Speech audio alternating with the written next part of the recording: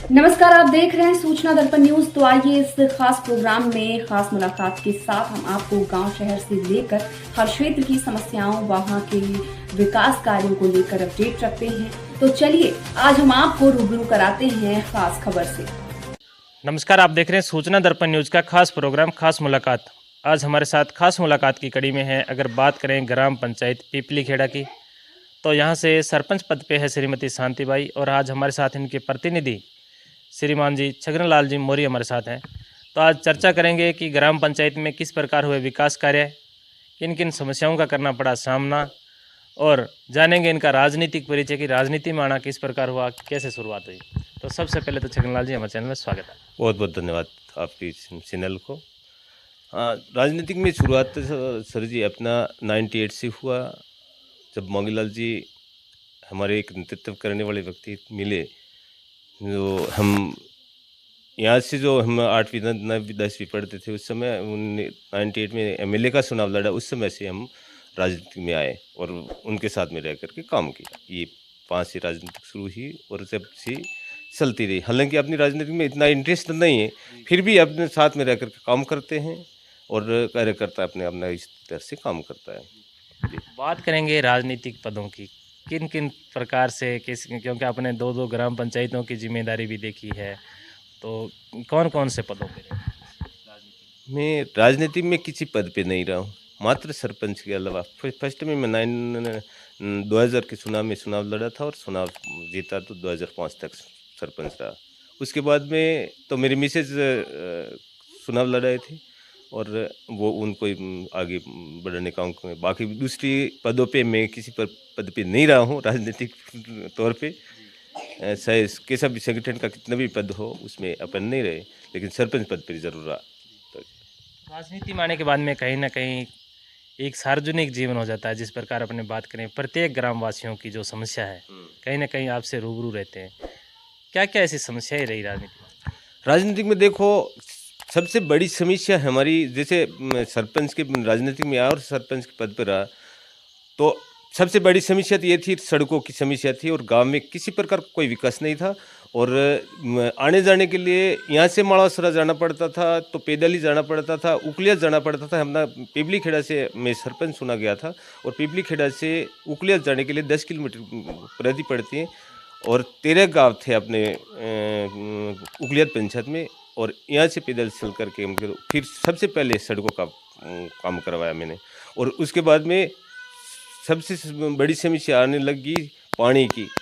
जैसे जैसे सड़क का रास्ता निकलता गया, उसके हिसाब से पानी की व्यवस्था कराएगी। ये सबसे बड़ी चुनौती थी, ये सड़कों की।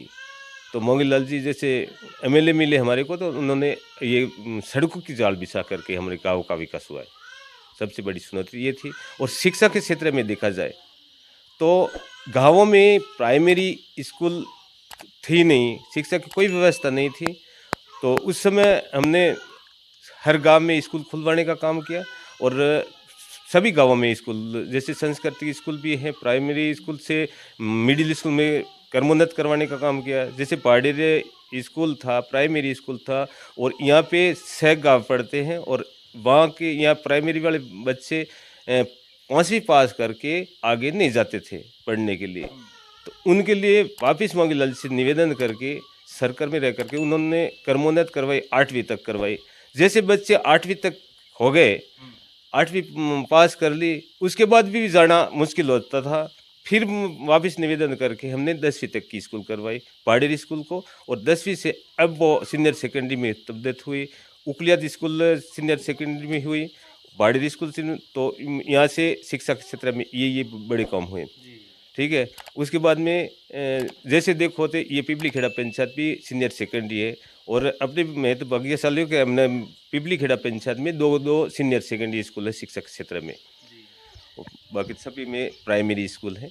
और यानी कि प्रत्येक क्षेत्र में काम हो गए, चाहे सड़कों को लेके, शिक्षा को लेके, सड़कों के लिए, शिक्षा के लिए। तो कहीं ना कहीं बात करेंगे स्वास्थ्य सेवाओं में क्या दिक्कतें आ रही है या किस प्रकार है आपका? स्वास्थ्य सेवा में ऐसा है कि मालासरा पीएचसी है और इसके अलावा सीएचसी जैसे कोकुंदा पड़ती है या बिक्रिया बनाई है। CHC की उप स्वास्थ्य केंद्र या स्वास्थ्य केंद्र जैसे पीपली खेड़ा है, पाडेर है, रैणी जी है, स्वास्थ्य केंद्र तो खुल गए। हमने सरकार से निवेदन करके स्कूल में स्वास्थ्य केंद्र खुलवाए हैं और एनएम के पद स्वीकृत हैं। जब सरकार भेजती है तो एनएम यहाँ आती है, मालवासरा रह करके यहाँ पे सेवाएं देती हैं। इस प्रकार का सेवाएं। बात करेंगे अन्य विकास की, जैसे राज्य सरकार केंद्र सरकार की कई जन कल्याणकारी योजनाएं हैं, उनका लाभ अपने पंचायत वासियों को। जैसे राज्य सरकार की जन कल्याणकारी योजना है या केंद्र सरकार की जन कल्याणकारी योजना है, उसमें व्यक्तिगत लाभ में सभी गाँव के लोगों को व्यक्तिगत लाभ दिलाए हैं। प्रधानमंत्री आवास योजना हो, चाहे अन्य योजना में जो है वो उन लोगों को हमने प्रत्येक घर को या प्रत्येक परिवार को फायदा पहुंचाने का काम किया है। और आज जैसे पीएम आवास की सर्वे करी है, मतलब जिसके भी आवास अब तक नहीं बने थे, पीएम आवास हो या मुख्यमंत्री आवास हो, उन सभी घरों को मुख्यमंत्री या पीएम आवास से जोड़ने के लिए सर्वे करके उसका नाम जोड़ दिया गया है और आने वाले टाइम में उनको सबको आवास उपलब्ध हो जाएंगे, ये मुझे पूरी उम्मीद और विश्वास है। तो समझो आप भी एक शिक्षित और ऊर्जावान सरपंच जिस प्रकार है, तो आपसे एक बात करेंगे, युवाओं के लिए क्या विशेष योग? युवा के लिए तो ऐसा है कि आज जो जैसे युवा हैं उनके लिए हमने नरेगा योजना से जोड़ करके यहाँ मेटो के साथ में काम करवाया, ठीक है। और छोटी मोटी जैसे यहाँ पे तो आज देखो तो युवा तो आज बेरोजगारी हकीकत भी देखो तो यहाँ कोई वो बड़ी योजना नहीं है जो युवा उनसे जुड़ करके प्रभावित हो और रोजगार से जुड़ा रहे।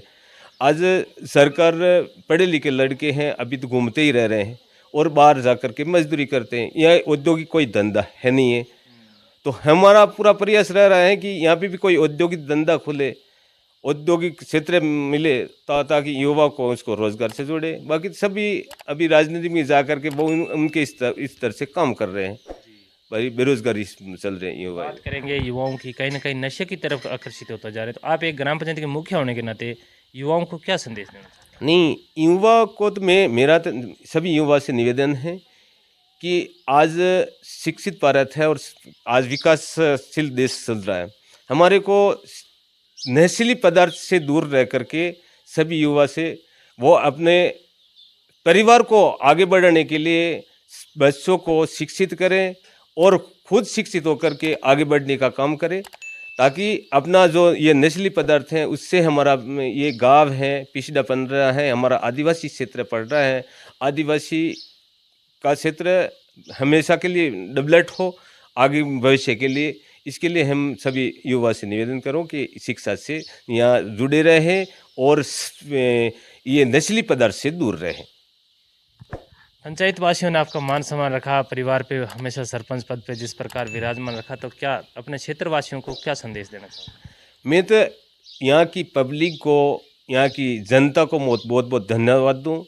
उनका आशीर्वाद हमेशा अपने प्रति रहा है और आज से नहीं रहा है, कई वर्षों से। अब इन पिपली खेड़ा पंचायत की क्या हो या कुकलियात की पंचायत का क्या हो, पूरा आशीर्वाद रहे। उसके आशीर्वाद के आधार पे हम चुनाव भी जीतते रहे, उनकी सेवा में हम तत्पर रहे हैं।